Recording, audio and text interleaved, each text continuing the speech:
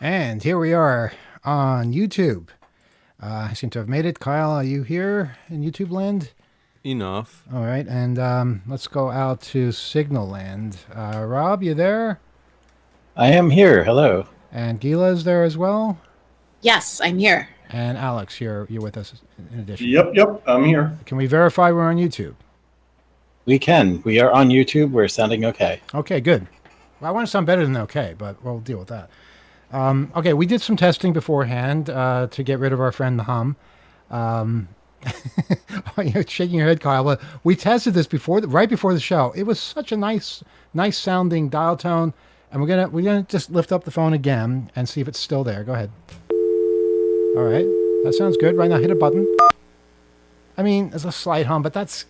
Come on, you're gonna give me a hard time over that? This is fine. This is fine. So that's the proof that you need that we tested it. It works. If it doesn't work, you're bringing it in. All right, you're bringing the hum with you. I don't know how to explain it, but does it sound okay to you guys? It sounds good to us. We're not really getting a hum here. Okay, good. Now, I also speaking to other complaints that people can't hear other people. You know what? I don't know what we can do about that because we hear everybody, and you should be able to hear other people as well. You sound okay on YouTube. We sound okay on YouTube, I believe. So. Yeah. So if it shows up on our board, you should be able to hear it, and I can't honestly figure out why. But that's another reason to keep the calls short, so that you can just tell us the point that you want to make, and we will pass it along to everybody, and then we can discuss your points and various things like that. Yeah. And thanks for supporting what we do. Yes. Because that's how we improve things. So I just want to throw that out there. When you're happy, we're happy. And we want to stay motivated and not be demotivated by complaints. So we're still budgeting and going through what it will take. Some of the instructions we got for how to fix a hum were so comprehensive. They really were. We might have to open a lemonade stand or something, just to get the materials ready. No, there was that one guy who wrote to us a few weeks ago. I feel bad that we didn't acknowledge him. And it's somewhere. We still have all the instructions you gave us. It was just we're so busy with other things, we just haven't had time to even do all the steps. Which probably this is like AI's type of help where it goes into such detail. Except I'm truly convinced this is a human that gave us all these helpful suggestions. Yeah, and I will look at it. Imagine that, we're doing the best with what we have, I guess is all I'm trying to say. And, we're busy as hell. Not to yell, but we've got this conference coming up, which is taking every waking moment, and it's a month away. So, yeah. I digress. Support what we do so that we can grow, so we can get better at what we do, so we have more time and energy and help and volunteers and everything. We are not saying we're like perfection in broadcast or whatever you call this. We are doing the best that we possibly can, and we appreciate all the suggestions, but we just want to talk about stuff, let you get to talk, and not spend the whole time talking about what we could do better, because we know we could do a lot of things better, and that's not the point of this. Yeah, we do want to improve. But a couple of points, a couple of things to update people on conference-wise. We just found out today the local hotel, the one down the block by the Emerald Pub, the dive bar that we love hanging out in. That place is awesome. That place is so cool. And I think that's where we're going to have this whole big frack release party at I think Saturday night. I heard about that. Yeah, that's going to be awesome. I'm pretty sure that's the location. It's going to be wild. I got a little insight. I can't say anything though. Frack, by the way, everybody knows Frack is the electronic hacker newsletter. It's been coming out since 1984. Wow, same amount of time we've been coming out. That's kind of weird. And Cult of the Dead Cow, they're not also 1984. I don't understand how everything started at the same time, and we didn't know each other back then. Summer Olympics in LA. It was all going on. Anyway, there's two hotels there.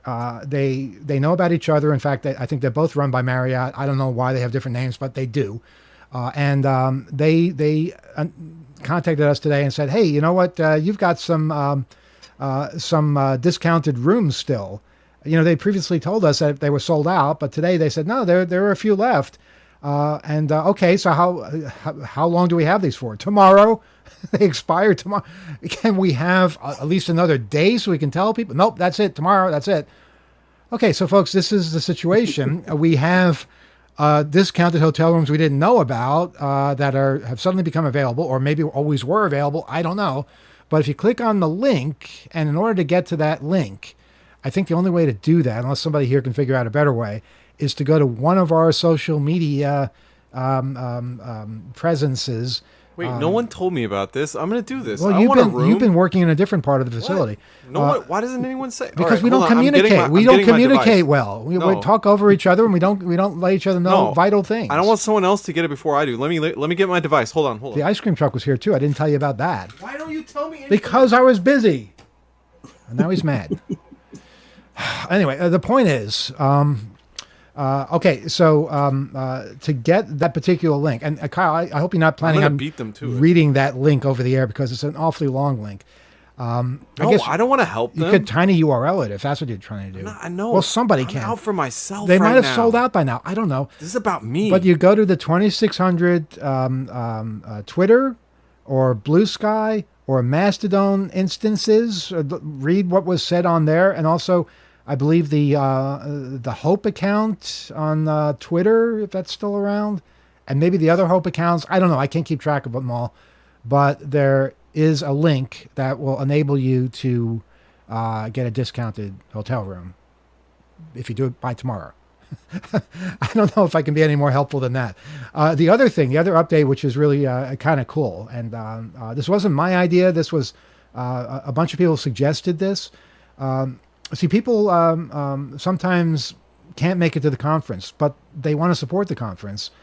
And what several of them came up with, and this has turned out to be something that's rather popular, buying a ticket and then donating it to either a student or somebody who just can't afford the admission price to the conference.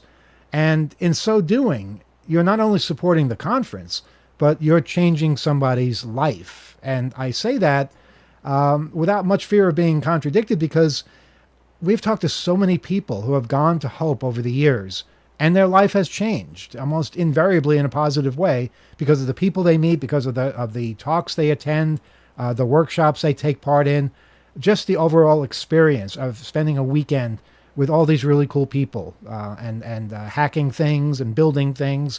It's truly awesome, and we want everybody to be able to participate in that. But we also have to, pay the expenses as well. So we do have to charge a fee to get there.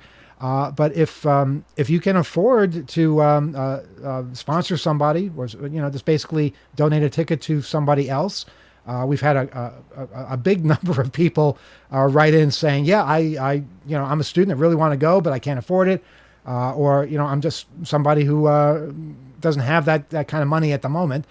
And it's not a huge amount compared to other conferences, obviously, because we try and keep things as bare bones as possible. But it is significant if you're between jobs or just starting out or all kinds of other reasons. So it's basically the community supporting the community, and that will come back and reward you in the future. Absolutely, you will definitely be changing someone's life. Yeah, there's just no other way to say it. It's one of the nicest things that you can do. And again, we have been trying to get more people to come to the conference so that we're able to cover our expenses as well. And this has been a hell of a year for international travel, obviously.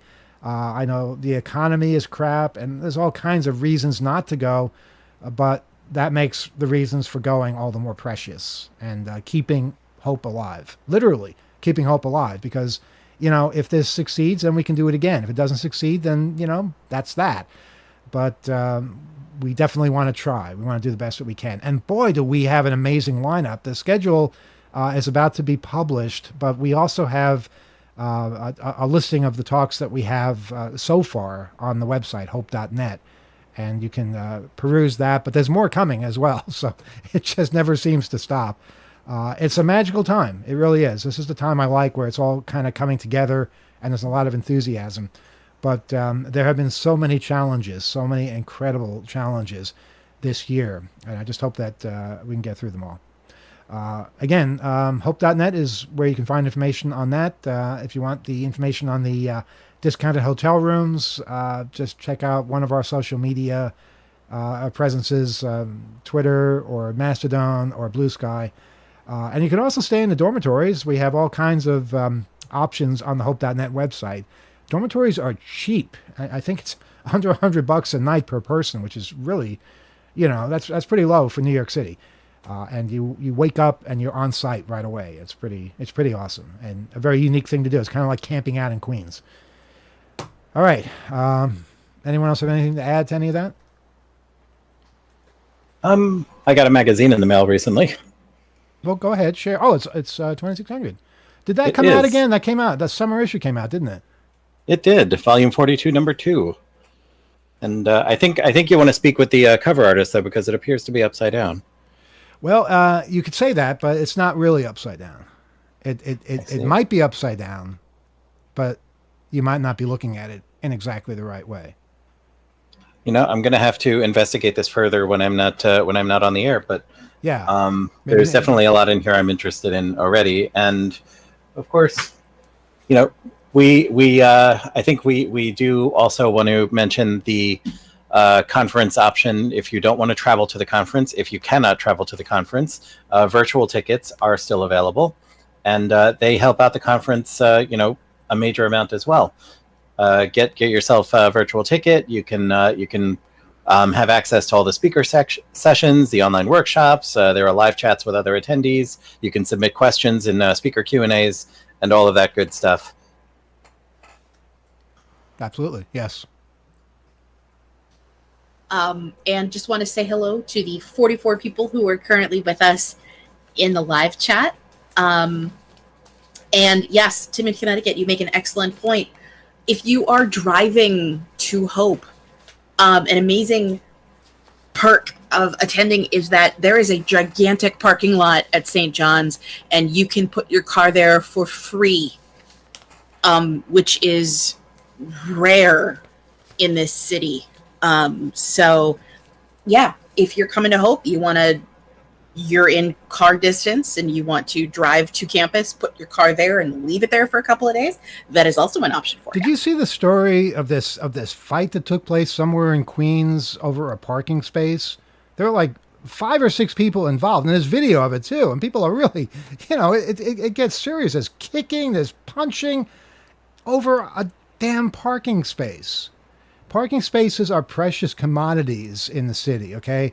And having a free parking space, I mean, even if you're not going to the conference, that's something that you don't turn down, all right? But having the conference as well as a safe place to put your car for the weekend, wow. that I don't think there's any other conference that can offer that. I really don't. Yeah, even if you're at a hotel in the middle of suburbia, I think they're going to charge you for that. So it's really cool. Alex. Well, I would go further than that, and I would say it's probably more economical if you're parking in a garage in Queens to just buy a ticket to Hope, park your car there for the weekend, and forget about it. Oh my you God! don't even have to do the conference. Just park the car. Hang on. So okay, let's think about this. I'm not trying to dissuade people from going to the conference, but if you were going to have a night on the town, meaning in Manhattan, Broadway shows and all that kind of thing, and you were going to park your car in a parking garage for the weekend, I dare say it probably would wind up costing you more than the conference would, where you get free parking and a conference. So that's what a good deal it is. That's what a good deal it is. Wow, I didn't even think of that. Yeah, I mean, look, you get yourself a parking deal. You don't even have to come to Hope. Just come for the parking. And I'd like to also just address, some people send us feedback, and we have seen this complaint a few times. It pales in comparison to the people who are happy with where the conference is, but there are people who are upset that it's not in Midtown Manhattan. And hey, I feel that, it's kind of cool to be able to open up a door and there you are in the middle of Manhattan, but you need a hotel that doesn't charge an arm and a leg to do that. And unless you want to pay over $1,000 for a conference, it's not happening. Hotel Penn, that was the exception. They tore it down. We can't do anything. We can't have a conference on a vacant lot, which is all it is right now. I don't know what they got out of that. They had a profitable hotel, but for some reason, corruption won, and they shut the whole thing down and destroyed it.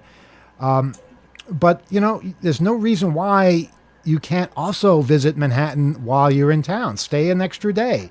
Don't see a Broadway show in the middle of Hope because, that's going to cause all kinds of conflicts. You're going to miss talks. You'll see a nice show, sure, but you can see that show on Monday or even Sunday night when things are over. So combine it, and you'll find that New York City is a lot bigger than just Manhattan, and sometimes it's a lot cooler as well. You guys live in Queens. Talk up your borough.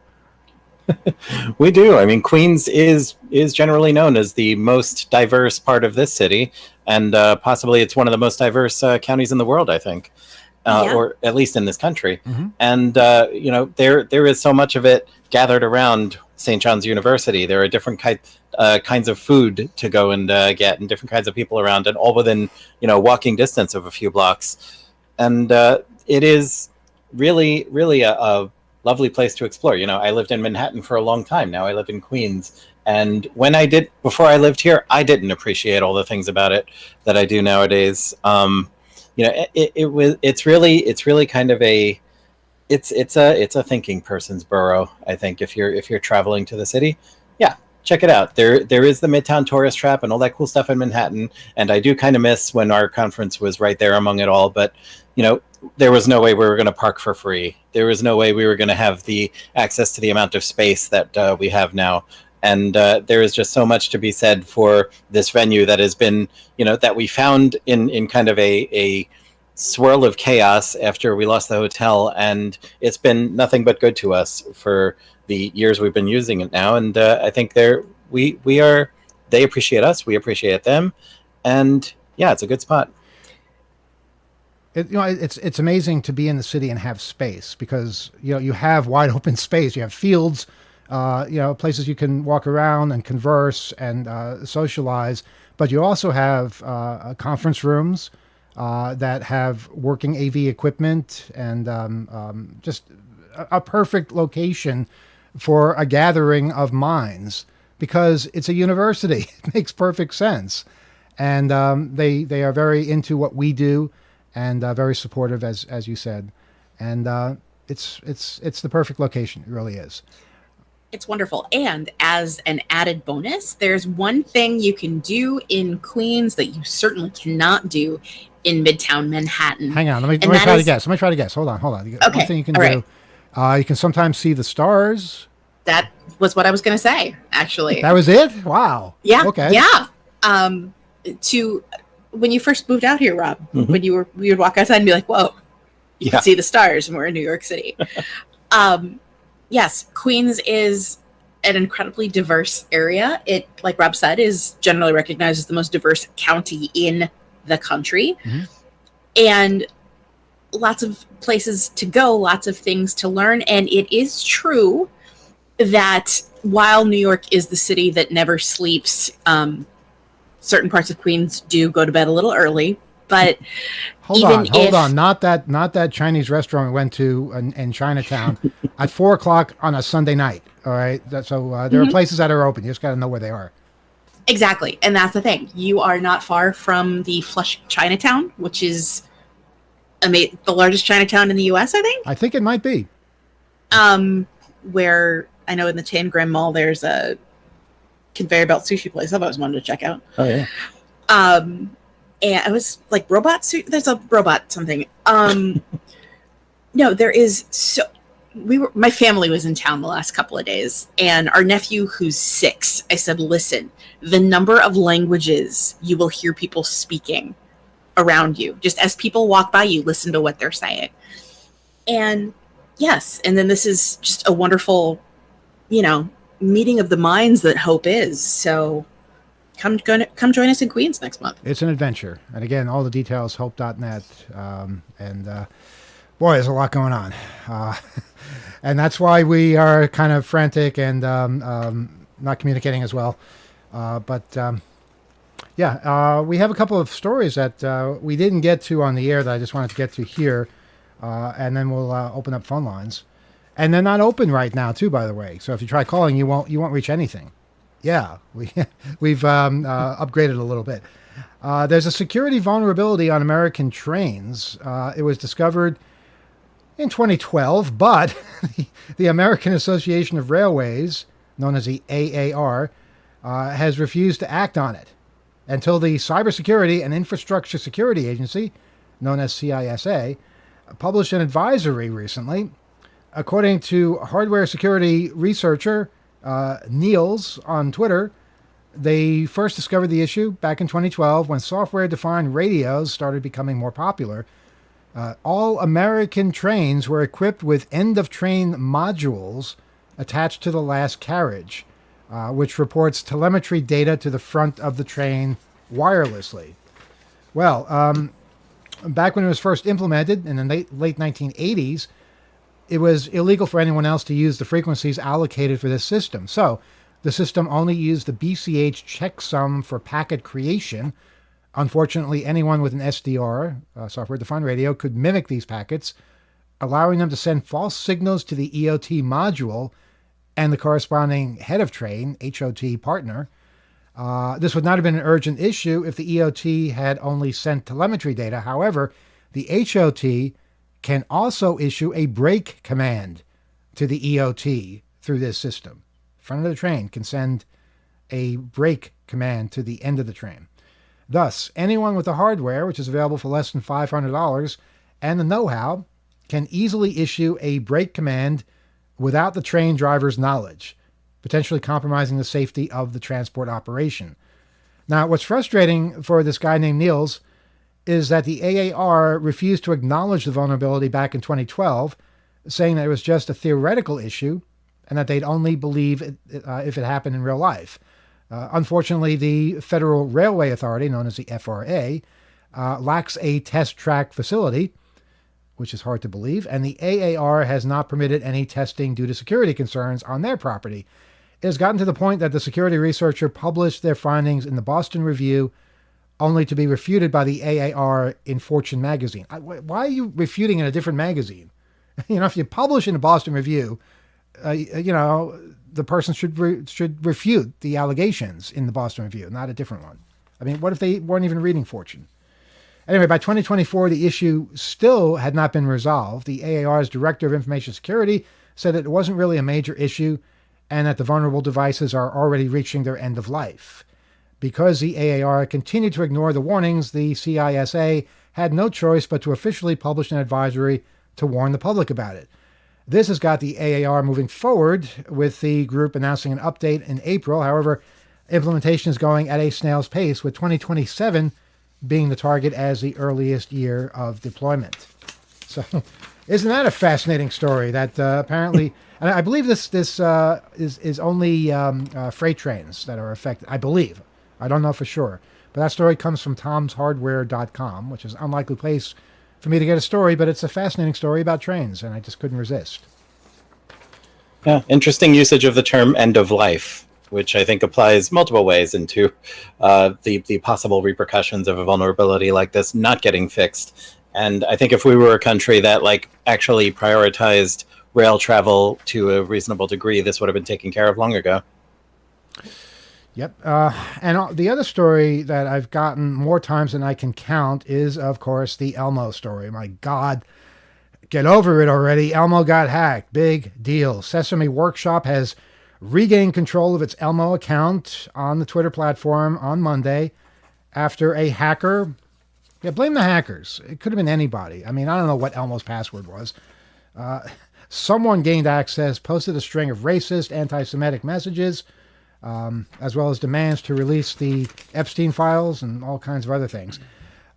Elmo's account was compromised by an unknown hacker, again, accusing the hackers who posted disgusting messages, including anti-Semitic and racist posts. Sesame Workshop, the nonprofit behind Sesame Street, and Elmo said in a statement on Monday. The account was, I can't help but hear that in Elmo's voice. Elmo's ex account was compromised because he always talks in the third person. you know.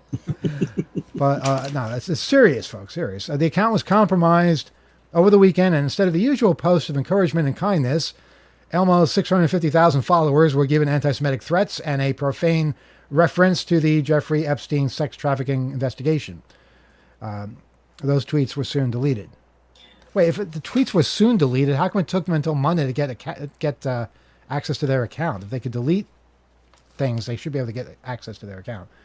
Elmo's social media account has lately become a place for mental health awareness.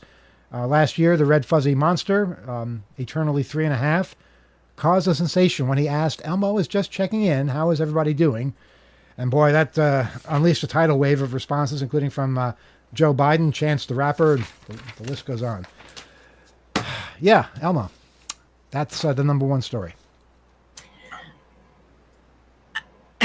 Okay, so I am a big Sesame Street enthusiast. I follow a lot of their, like the Sesame Workshop official stuff. And one of the most prominent responses I've seen is people saying, why are you still on Twitter? Twitter is a Nazi bar. It's no place for a 3-year-old to hang out. This again. But yes, and my mom was like, well, Elmo's password security should be better. Your mom said that? My mom said that. Wow, She good did. for her. Good for her. It was actually quite funny. So yes, we also have people guessing in the chat what Elmo's password might have been. Yeah, Elmo could tell us. I mean, it doesn't matter now. Tell us what the password was. The interesting thing is they do maintain accounts for like every character. So I can only hope that Sesame Workshop and their social media team extrapolated from this and tightened up everyone's security, lest next it's Bert Hang on. or Ernie or Cookie Monster. I'm one of the few people who knows how to spell Snuffleupagus. So that gives me an advantage for trying to hack their account. Do you know what? And yes, Mr. I did Snuffleupagus- use the proper pronoun for Snuffleupagus, by the way. Yes. Do you know what Mr. Snuffleupagus's first name is? No, but I don't need to know that. Yes. All right, Rob. then I'm not going to tell you. Okay, and I'll be fine with that. Go ahead, Rob. Well, another aspect of this that should lead to some discussion of just the social media sphere in general is that, of course, the worry about something like this is that kids will be on social media following Elmo and find themselves subject to the terrible things it was posting. But social media is not a safe place for children.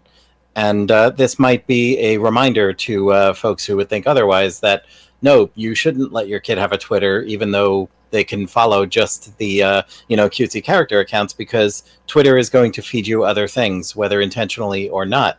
You start up a brand new Twitter account with no history on a new email address, and you're going to get fed all kinds of terrible things. And that holds true, I think, for a lot of the centralized social media sites out there.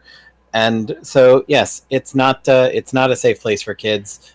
Parents, keep an eye on your kids. Everything they're doing online, even if you think it's something safe and kid friendly, there's always the danger that it might not become so. I agree. Kids should not have a Twitter, but should kids have a Fox News? I'm serious. Should you plop your kid down in front of the TV with Fox News on? Or is that going to poison their mind with all kinds of hatred and, prejudice and things like that? It's another argument for just having a home video collection so you can completely control what your kids are watching. Alex, if we may intrude on your personal life for a moment, you have kids. What's your TV policy? They barely watch TV. Why is that? What's wrong with them? Nobody watches TV anymore. I mean, what are you living in the Okay, 90s? streaming services then, whatever you want to call it. Okay, yeah, streaming services. But it's better. I mean, but then they choose whatever they want to watch. They don't plop down and in front of the news or anything. We don't really keep the news on either. Yeah, but they could choose Newsmax or something. You don't know. They could choose Newsmax. They don't really watch. They don't watch any news really. I mean, they're not that old. But when I put on the news, which is rare these days too, I don't really watch the news anymore. Actually, it's been quite a few years now, I think, since I've sat down and religiously watched the news. I like to read the news as opposed to watch it these days. But they're kind of mystified by watching even CNN. and they watch it curiously and I think really skeptically. So, but we never have Fox on. But look, I think it's not a great thing to have any news station on when just blaring out at children these days. They're all pretty bad. Okay, I guess that answers my question. I guess so. Yeah. But I would say one other comment though. That we're 31 minutes into the show and it's supposed to be a call-in show.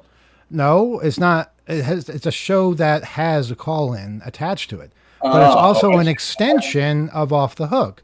So if we have a whole lot to talk about, it kind of overflows.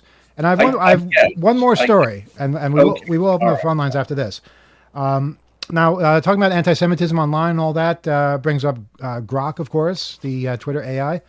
And they have been rewarded for their outburst of anti-Semitism with a hefty Pentagon contract. Yes, the Pentagon has signed on to use Grok, the AI chatbot built by Elon Musk's company, XAI, as part of a new $200 million agreement that opens the door for its deployment across the federal government. Good Lord. The announcement comes amid Musk's public breakup with President Trump and days after Grok generated anti-Semitic responses and praised Adolf Hitler. The rollout is part of Grok for Government, and a newly launched suite of tools designed for use by federal agencies, local governments, and national security operations. XAI said its products, including its latest Grok 4 model, will now be available for purchase through the General Services Administration, allowing any federal office to adopt the technology. The move aligns with the Trump administration's push for more aggressive adoption of artificial intelligence across the government. Since taking office in January, Trump has championed AI as a pillar of national security and innovation.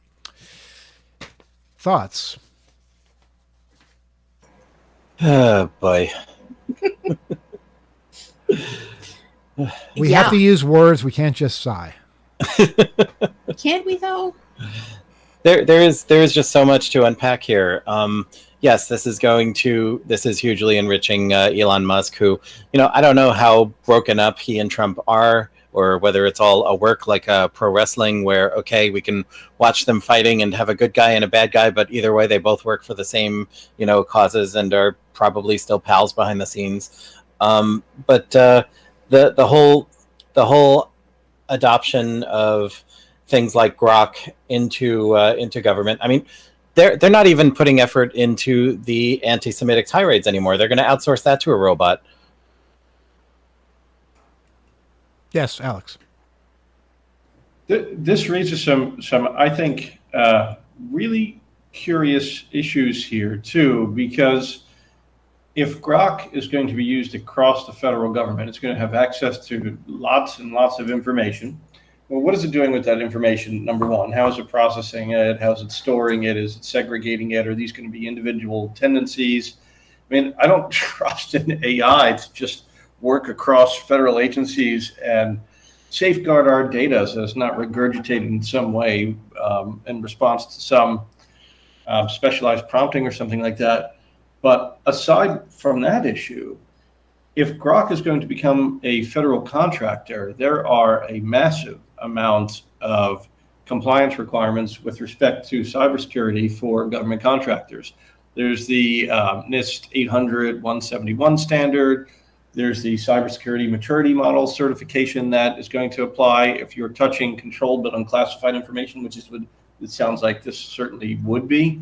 There's lots of marking requirements for that. There's incident reporting requirements. There's requirements to flow all this down to subcontractors. I mean, to get in cybersecurity compliance for any government contractor is a really, really tricky thing.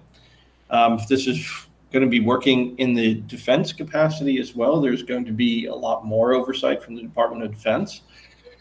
So this could be like a total nightmare for Grok to comply with these things, but it also gives us a way to hold them accountable, because these are very, very clear rules that apply to all government contractors across the world, quite frankly. It's not just across the country. There's contractors all over the world.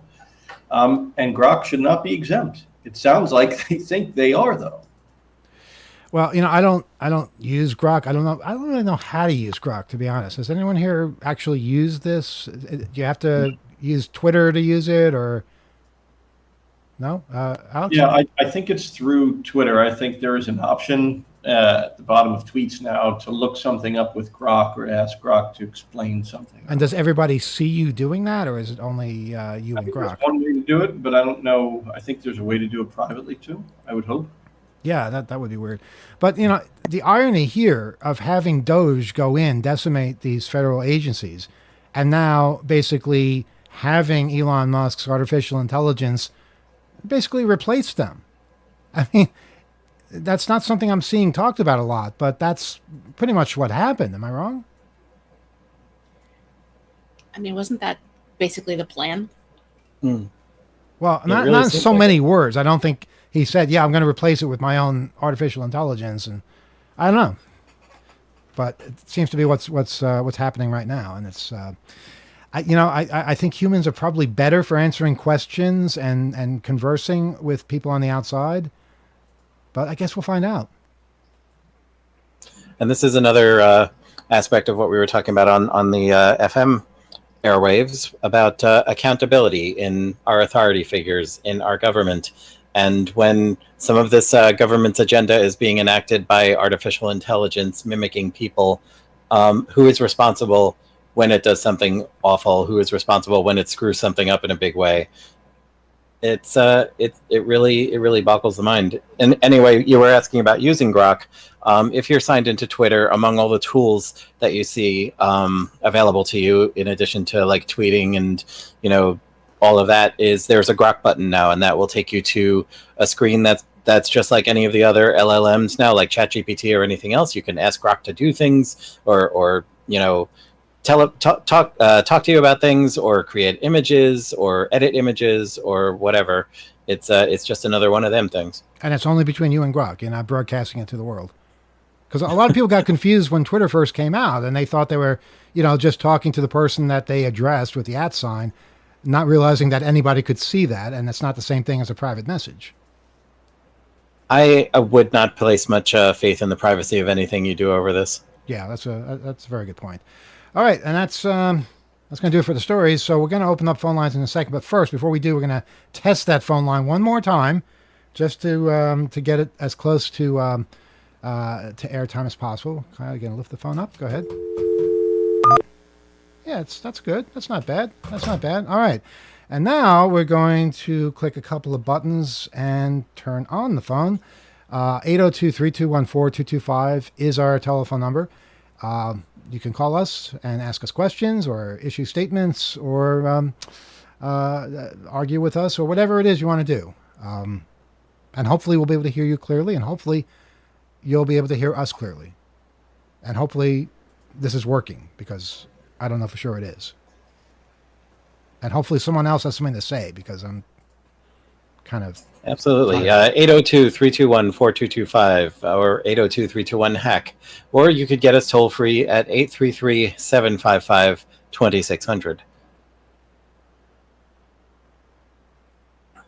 And while we're waiting, I'll just throw in another shout for give2wbai.org, which keeps us doing what we do on the air, keeps the radio station's lights on, and broadcasters broadcasting.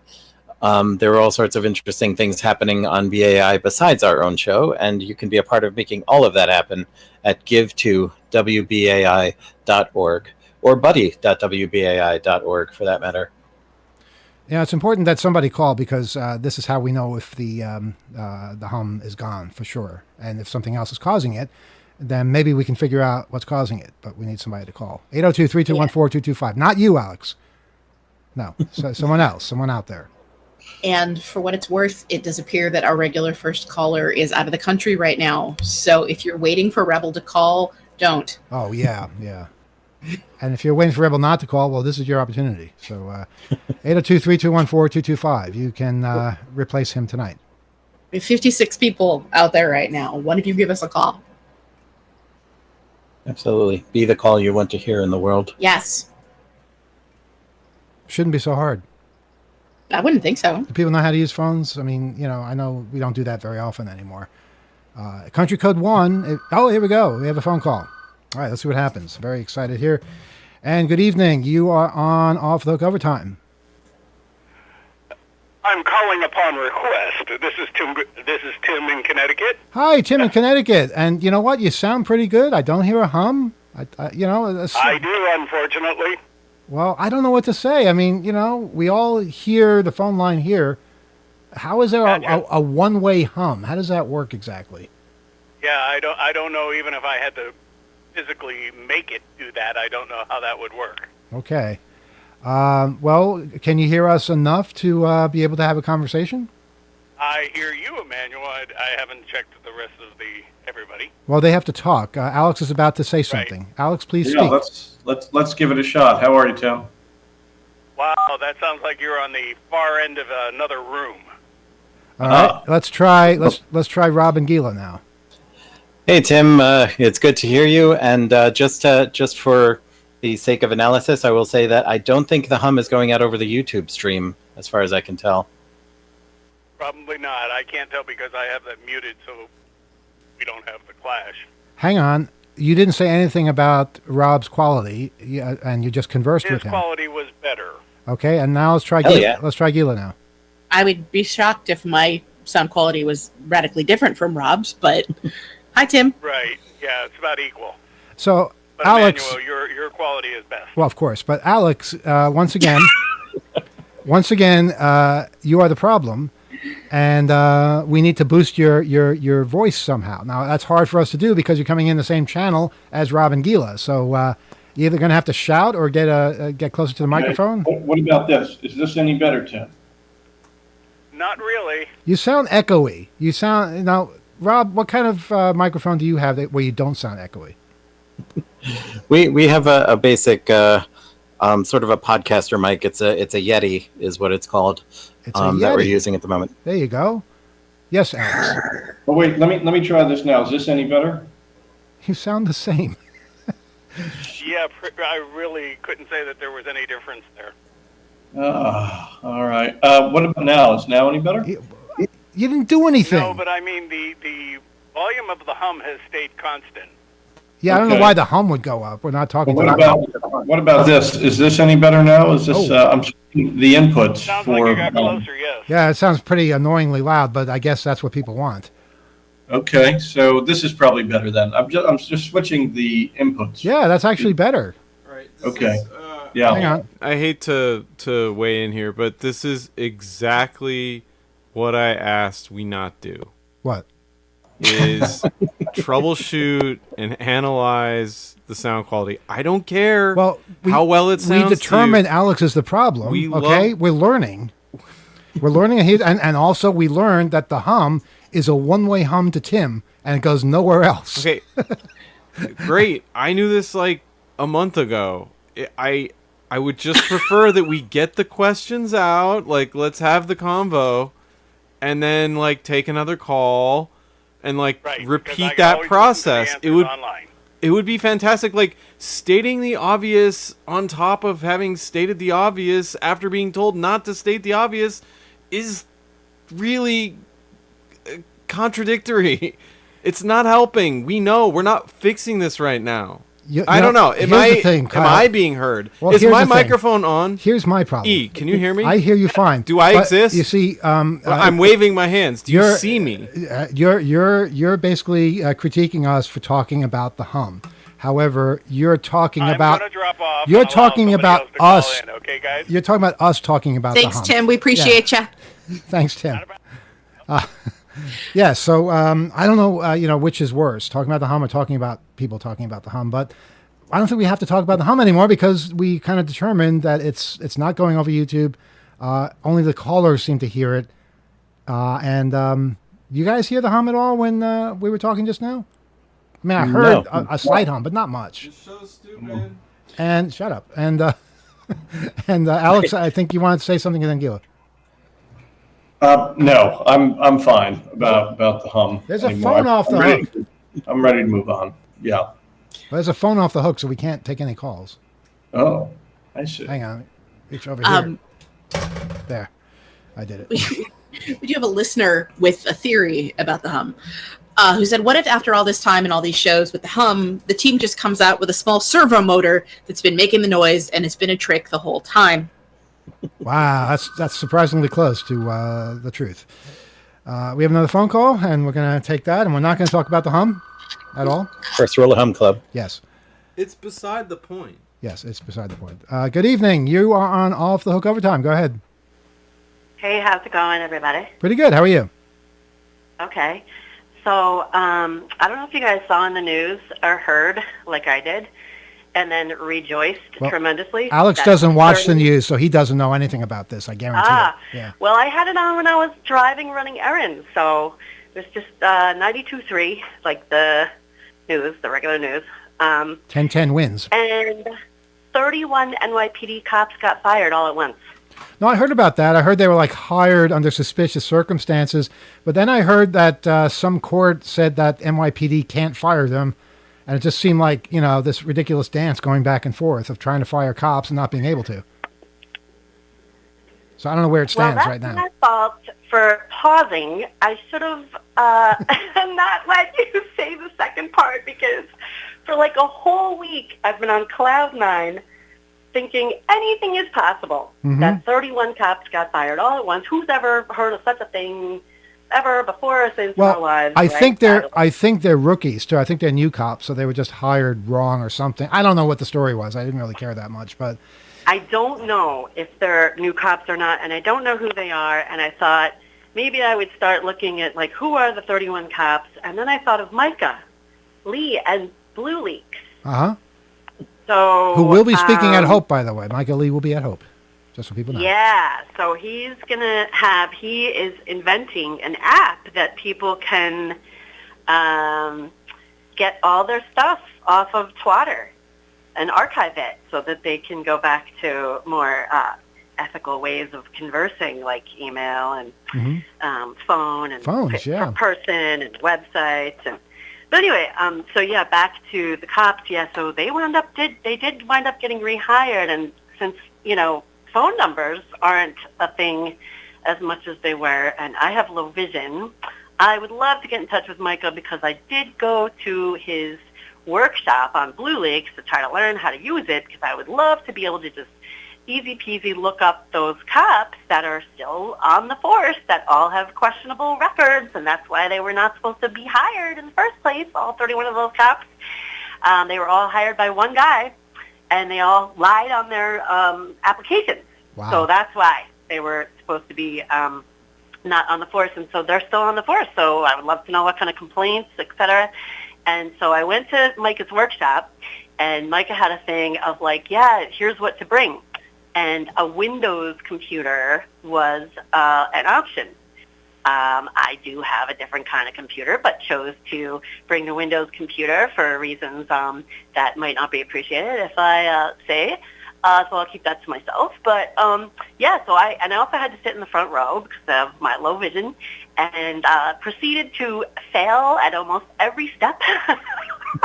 He set up the Blue Leaks for Linux computers. Like, in general, that's what happened. So I fell behind and was not able to figure out how to access Blue Leaks, and so I'm just very sad. So I hope that he'll have whatever his app completed by the time that this Hope comes up for folks to be able to use to get their stuff off of Twitter. And anyway, so I just wanted to say the moral of the story is keep up the positive thinking at all times, because anything really is possible.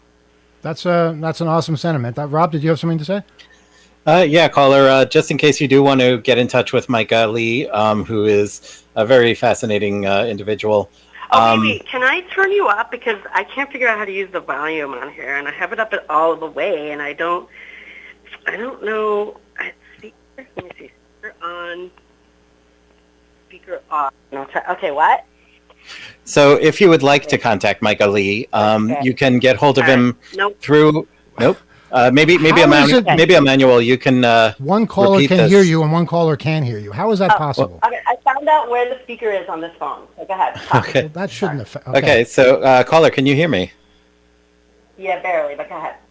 Awesome. It Maybe isn't my Emmanuel, fault. you can Totally, I have to take care I'll of that. translate. Fine. Go Yes. ahead.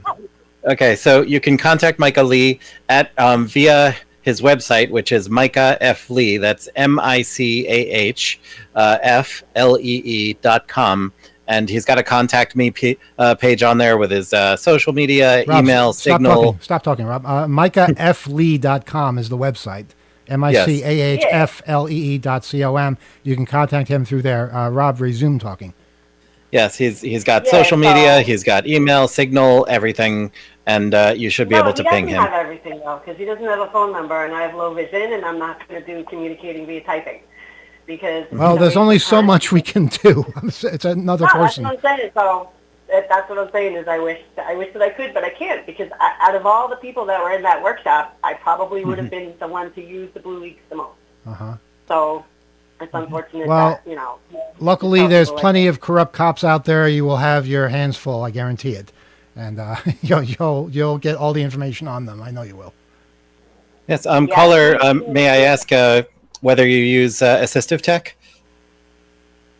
Yeah, I would need a giant screen to have all kinds of visual assistance and visual aids.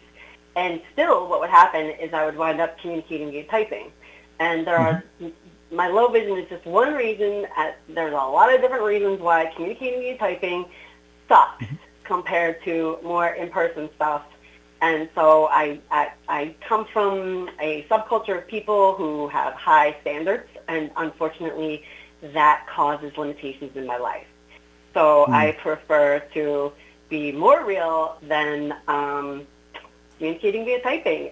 I don't like it. It's fake. It's like, I don't know, it's kind of masked. I mean, it's good for people who like have trouble communicating verbally. I understand that is a good tool for people like that. But to encourage everyone to communicate via typing, I think is causing a lot of problems these days. No, you raise a very good point. And, I think Hope in particular is a place where people can talk about being differently abled in all sorts of ways that many of us can't even conceive. And it's really a great way to be educated on that and to find other people that share concerns. Rob, did you have something else? Yeah, there's also a big community at Hope that works in fields like accessibility and making technology more usable for more people. And I think that would be a very fascinating. Like, I want to hear more about how you would use these things or what methods work best for you, and also others with similar issues. And I don't understand. You would like to what? I'm sorry. I would like to know more about how you would prefer to communicate. And yes, there are ways to voice call people. There are also like voice typing apps that a lot of people find useful if you've got a mobile device or things like that. And this is a field that the hacker community can add so much to, and the commercial community is kind of not great at. Yeah. Well, I could just tell you the most recent thing, and then I'll go because I want to give other people a chance. Okay. So I tried for 6 days straight to get text to get speech to text. Most times people want text to speech, but I wanted speech to text because I was working on a presentation. So it took me 6 days in Linux to try to get a speech to text thing working so that I could read into my computer and it would type it for me, right? And I failed after 6 days. So then I went to the Satan computer, I like to call it, which is the Microsoft Google piece of poo Windows computer, right? Which, again, there's my higher standards that come into play that make me have like self-limitations that please nobody compare yourself to me because that's not cool. Everybody's different and has their positives and negatives, and don't make me into a bad person just because I choose for moral reasons to not to do a lot of stuff because it's very limiting. So there's at least 2 ways of looking at everything. But anyway, yeah. So it took me 6 days to figure that out. So Linux still has that to work on, I think, and that was as of last summer. And then I wrote a speech in the beginning of May, and the Google one stopped working. I literally wrote it with one eye. I wrote a speech all night with one eye. Okay, I'm not like that bad. I can totally do many things, but sometimes when it's not doing well and I'm pulling an all-nighter, I have to close one eye in order to focus, right? So anyway, I sat there and I wrote this speech, and I needed in the Google horrible Satan computer, and that's when even that one stopped working, the speech to text. So it was, I'm sitting here like, biting the bullet, like totally like thinking I'm earning like tremendous amounts of bad karma by just using the Google speech to text, and then that happened. So it just wouldn't. So I wound up typing more than half the speech anyway, and it was a half an hour speech. Damn. So, but I was able to do the speech at a demonstration, and it worked out, and somebody videotaped it, and so now I have to find a video editing software that's going to take out all the metadata. So that I can that's awesome. Congratulations on that. All right, love. All right, Rob, you have one more thing to say? Go ahead. Yeah, I just want to put out there that I don't think any hacker worth their salt would look down upon you at all for using, the Satan computer when it's the tool that's working for you. I think a central tenet of the hacker spirit is using whatever you can get your hands on in order to accomplish what you need to. And in a case like yours, where the tools might be significantly better in one place than the other, use the Satan computer. Don't be down on yourself about it, and don't take any shit from anyone for for the fact that you have to use that. But then it stopped working anyway, so everybody's happy. Yeah. I grew up. And then it stopped working. All right, guys. Well, I'm having trouble. I want to value every single word that comes out of all of your mouths, like I always do. So I'm gonna hang up. All right, thank you. Hopefully, I'll test the phone next time, make sure, and I won't call for a while, and I'll be respectful of other people. And okay. Well, thanks for your call. Thanks for sharing. Have a good night. Go ahead, Kyle. Oh, I was just gonna chime in that I grew up kind of thinking that stereotype about hackers, and I mean it may be true. I'm sure there are some judgy people out there that would scoff at you using one or the other system, but I kind of gave myself a break a long time ago that for me, I'm interested in OS diversity, having a familiarity with all kinds of different computer systems and architectures and whatever you want to call them, menus, user interfaces, just knowing all of it, especially how graphical everything has become. There's certain symbols and things now that it's taken for granted. You're sort of expected to understand this sort of visual a world that we interact with on screens and tablets and throughout all these different ecosystems and stuff that are hurled our way. Even ordering at a fast food place, you have to touch some kind of big obelisk or monolith to get your food to come out the other end. I just find it hilarious because I felt that way. I felt judged, but as was said, it's not important. It's not as important as getting the thing done that you're trying to accomplish, whatever your interest is. It is beside the point how, and in fact, people might find it kind of endearing if you use something that's pretty commonly used, but maybe not used in the way that you've used it. So take pride in just seizing the means of communicating or whatever technology is around you and bending it to your will, making it do what you need it to do in that moment, and in the process, giving those other systems and other tools a chance. But if it doesn't work for you, abandon it. Find something that actually accomplishes what you're setting out to do. But don't be afraid to waste time for a while, just trying to figure it out. People won't get it. They won't understand why you care so much. Well, I would I really wanted to learn other operating systems and some of the free stuff that was coming around, but it took quite a bit more skill to actually install it and have it function on hardware. And to me, early on, that was the challenge in and of itself, was actually getting a system to boot that is not a proprietary system. Right. And it took years for just the way A lot of that stuff was packaged the way installers worked.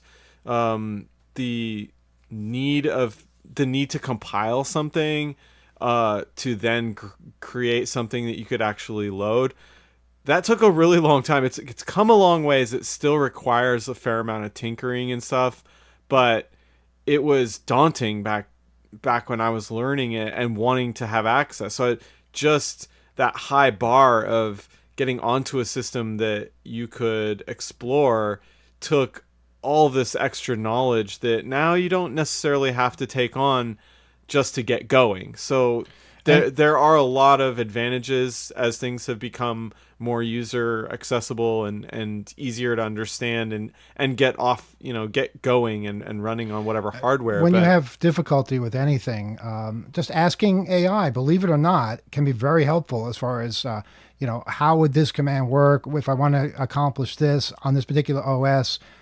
You can get a really good explanation in a decent AI setting. And you can ask as many questions as you want without pissing somebody off, which generally tends to intimidate people. They feel like they're being, slow or stupid or something, and that they're apologetic. They don't have to be. You spend as much time as you want on something until you either are sick of it or until you get it. And then when you get it and you learn it well enough, you can be lazy about fixing things. Like, I have this one system that I was trying to upgrade, and then it broke during the upgrade, and just the Debian system. Yeah, I don't even want to get into it, but I know I have to go and fix it. I basically have to start over, but certain things are working and are installed the way I want it, and I just don't want to go do that, but I have to, I should at some point. But it works. It works great because I learned about different parts of it that allow me to roll it back to a certain state of functionality, and now I don't have to worry about it. And some of the programs are actually starting to work again the way I wanted, just from casual maintenance. But yeah, play around with stuff, tinker with stuff, make mistakes on systems that you aren't relying on, and you'll become familiar enough. You'll become much more comfortable moving across one system to the next, and yeah, you can get around to things, and yeah, never stop trying to explore and make things better. But if it's working, yeah, maybe you don't need to upgrade it right away because it might get more broken. You learn those lessons. We have an article in the new issue about North Korean operating system called Red Star OS. I saw that. Yeah, I saw a headline. Linux based. A subtitle. In the contents. Yeah, I was just flipping through that issue. So a lot of interesting stuff going on with that, and yeah, there are so many different options out there too that it's almost laughable to try to have an OS argument because they all serve different purposes, and there's so many of them. There could be one for every if every person in a room filled with 200 people. You could have a room filled with 3 or 500 people. There's a lot of OSs, so I look back at that with a warm sense of humor. Well, a warm sense of humor is what we're going to need for one more call. 802-321-4225. We'll give it a couple of minutes and see if we get one more, and then we'll close it out for the night. And again, remember, next week we're doing the call-in on WBAI, which means there won't be an overtime. So this is the last overtime for 2 weeks. 802-321-4225 is our telephone number. Two things really quickly. Number one is I did pick up a nickname from speech to text.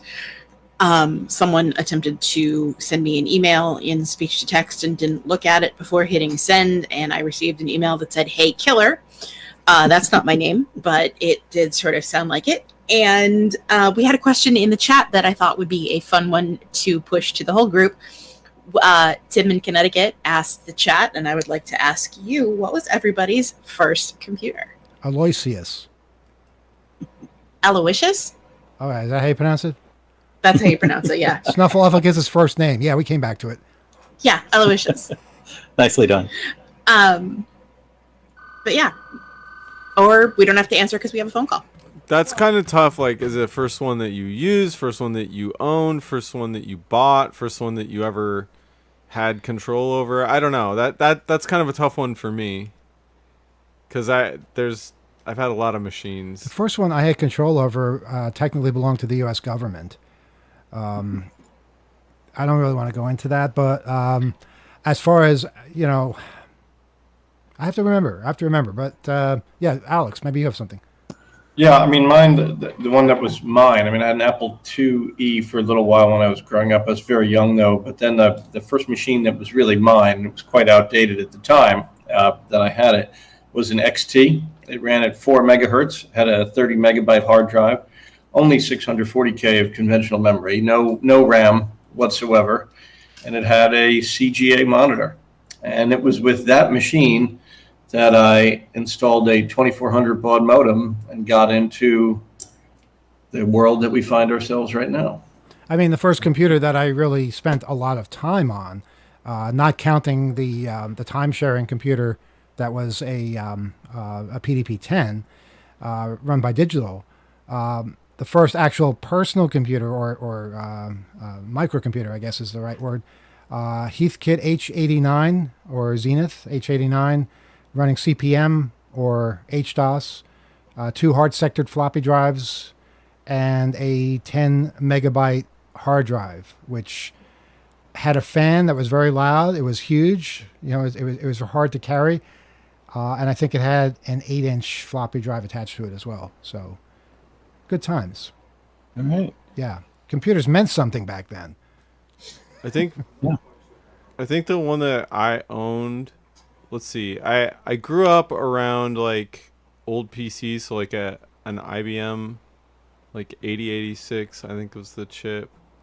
And I don't know what machine. Everyone would they're like a big rectangular box. But that was like a family. That wasn't even a family computer.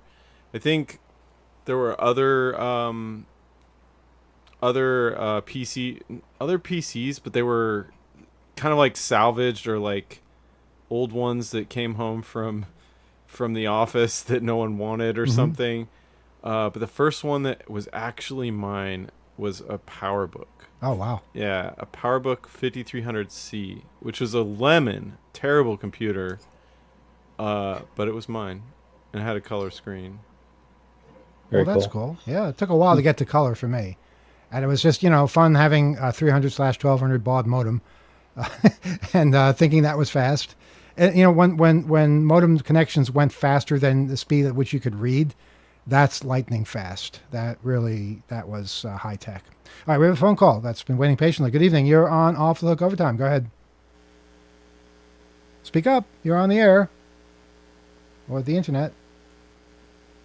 Did they fall asleep? All right, we're going to... That's rude. I'm trying to wake them up. Wow. Is anyone there? Okay, you realize this counts. This counts as the phone call. Yeah, so that's a second to talk, and... all right, Kyle, let it go. It's gone. That's going to do it for us. I'm sorry. Maybe they were waiting for Gila and I to tell what our first computers were. Go ahead. Mine was a TRS-80 Color Computer 2, which was awesome, and I used it with a black and white television, even though it was a color computer. It was stolen when my house was burglarized, but my family pulled it together and replaced it with a Color Computer 3 and a color TV with extended color basic. And we had a TI 99 4A, and then when I was 2 years after that, my dad brought home a compact portable, which we took on vacation so he could get work done. And he was known to say you can put a handle on a Mack truck and call it portable. That thing was unwieldy. But yeah, I would go back to the TI 99 4A and put BASIC on it.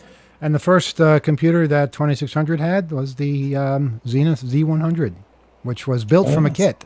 Well, most Heathkit Zenith things were built from kits back then.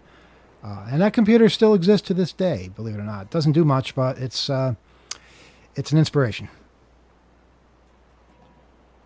Very cool. Is that the one that you brought out at Hope some time ago? It's been to Hope, yes, a couple of times. Yeah, it's actually refurbished and functional. I'm told it will be making an appearance at Hope this year, but not the way you think it's going to. I don't know what that means. I'm just reading the press release. Mysterious. Yeah. All right. Well, that's going to do it for us tonight. Thank you, everybody, for calling in. And thank you, those who are currently writing letters to us. OTH@2600.com is the email address. So make sure you send it to the right place. We'll happily read that. And maybe we'll talk to some of you next week on WBAI between 7 and 8. Again, OTH@2600.com is our email address. Write to us with whatever you have on your mind. And more information will be announced about hope.net, with all kinds of new talks being added, schedule, workshops, activities of all sorts. Please help us spread the word. You can donate a ticket to somebody who can't afford to go otherwise. All the information is there under scholarships on the hope.net website, as well as ticket information and all kinds of other ways to get involved, housing information, whether it's a hotel or a dormitory. Again, that discounted hotel rate expires tomorrow. And I don't think we found an easier way for people to get the link. Yeah, well, go to 2600's Twitter account or Mastodon account or Blue Sky account and click on the link that was posted there. And do it before tomorrow. That's it. Good night, everyone.